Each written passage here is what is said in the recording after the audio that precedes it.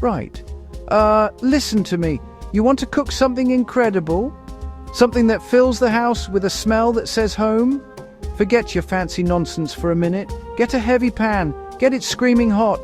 Take your beautiful cubes of beef patted perfectly dry. Lay them in the pan. Don't touch them. Just listen. That aggressive, angry sizzle? That's not just a sound, it's a promise. It's the sound of flavor being born. This is the foundation of everything we are about to build. This is the first, most crucial step to creating a masterpiece. Carbonade flamande. That initial sear is where the magic begins. It's the G-sharp of the kitchen orchestra. We aren't just cooking the beef here, you muppet. We are creating a deep, rich, caramelized crust. A process called the Maillard reaction. Each piece of beef becomes a little treasure chest of taste. If you skip this, if you just boil the meat like some lazy donut, you might as well pack it in and order a pizza. You are building layers of flavor, starting with this violent, beautiful, and absolutely essential sizzle. This is non-negotiable. Look at that pan. See those little brown bits sticking to the bottom after you take the meat out? That's called the fond. That's not dirt. That is pure, concentrated gold. It's the essence of the beef, toasted and ready to infuse your entire dish with its power. We are going to treat that fond with the respect it deserves. We will coax it up with onions, beer. It will become the backbone of our sauce. Every step from here on out is about respecting this initial, powerful flavor you have just created. This is how you cook with passion, with intelligence. It starts right here, in this hot, sizzling pan. So before we even talk about beer or onions or anything else, get this first step burnt into your brain. Hot pan, dry meat, don't crowd it, sear it hard, create that crust. So what is this carbonade flamande I'm going on about? Put simply, it's a beef and onion stew, but calling it just a stew is like calling a Ferrari just a car. It's an insult. This is a Flemish classic, born from the fields and breweries of Belgium. It's the richer, more sophisticated cousin of your average British beef stew. Instead of wine or just plain stock, the Belgians had a brilliant idea. They used beer. Dark, malty, flavorful Belgian ale. This ingredient transforms the dish. Unique depth and a subtle malty sweetness.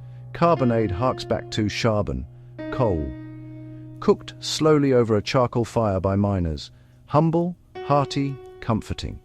Pure, honest peasant food elevated to an art form.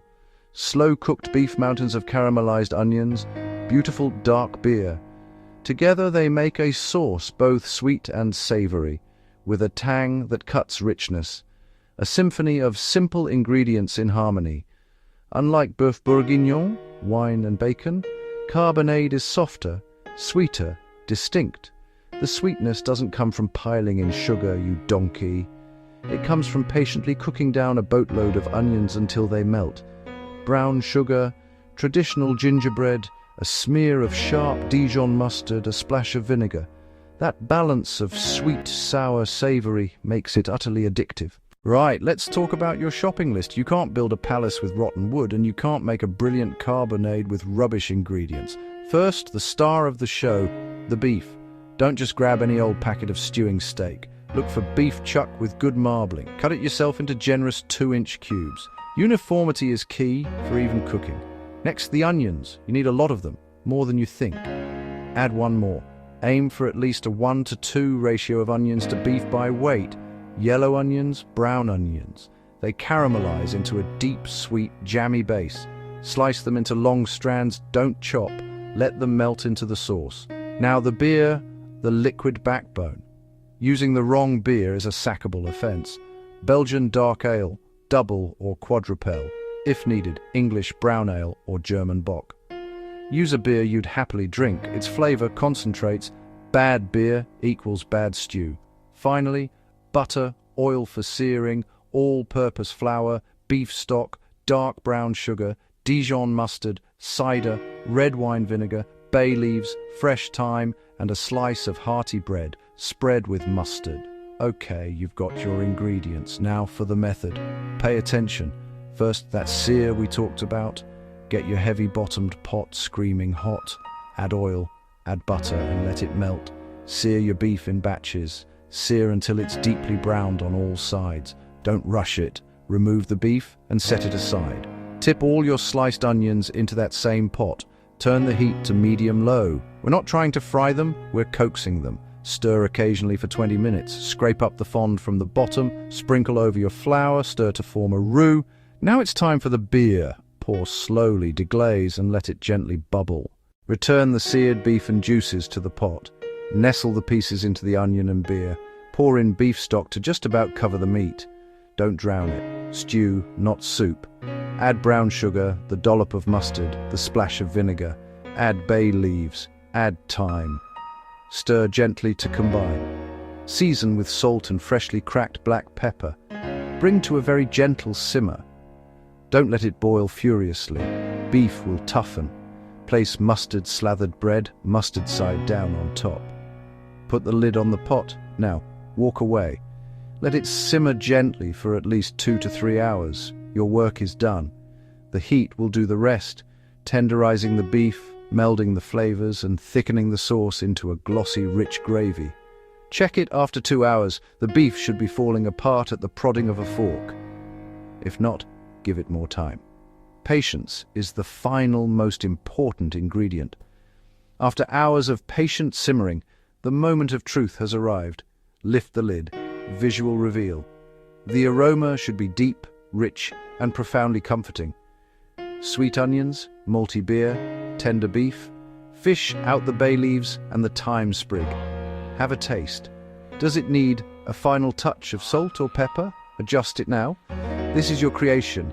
Make it perfect. Now, how do you serve this masterpiece? There is only one true way. Carbonade demands frites. Not floppy, greasy fries, but proper Belgian-style frites. Thick cut, crispy on the outside, and fluffy on the inside. You need that crunchy, salty contrast. Ladle the carbonade into wide, shallow bowls. Don't be shy with the sauce. Pile the hot, golden frites high. A side of crusty, rustic bread is non-negotiable. Pour a glass of the same Belgian ale you used, pairing with echoes. Brilliant. It completes the circle. Serving it with anything else would be a crime against flavor. This is the holy trinity of Belgian comfort.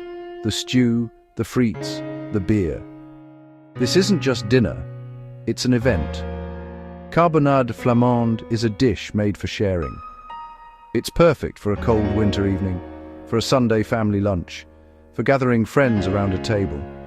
It's a meal that slows you down and warms you from the inside out. It speaks of tradition, of generosity, and of the simple joy of a well-cooked meal. So, set the table, put the big pot in the middle, and let everyone dig in. This is food that builds memories. Now get in the kitchen and make it happen. Don't mess it up. Hear that sizzle and know you're on the path to something truly special. This isn't just stew, this is a statement. Beef so soft you can cut it with a spoon. Sauce thick enough to coat the back of that spoon. It brings everything together in a perfect, harmonious way.